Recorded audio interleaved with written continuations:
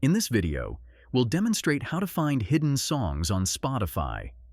But before we dive into the steps, I'd like to invite you to hit that like button if you're excited to learn how to uncover hidden gems on Spotify, and feel free to share your thoughts in the comments below. Your feedback helps us create better content for you. Now, let's get into the process. The steps are quite straightforward.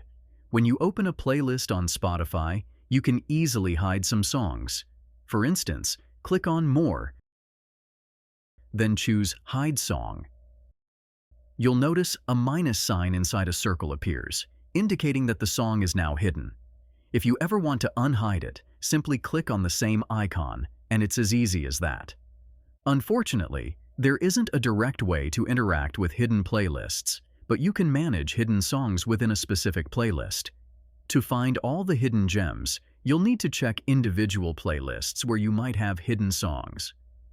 Remember, this is the best way to find those songs you might have tucked away. If this tutorial helps you, please take a moment to like and subscribe to Media Magnet Guide. Your likes and comments inspire us to create more content like this, and subscribing ensures you won't miss our future tutorials. For additional tutorials, visit our website at MediaMagnetGuide.com.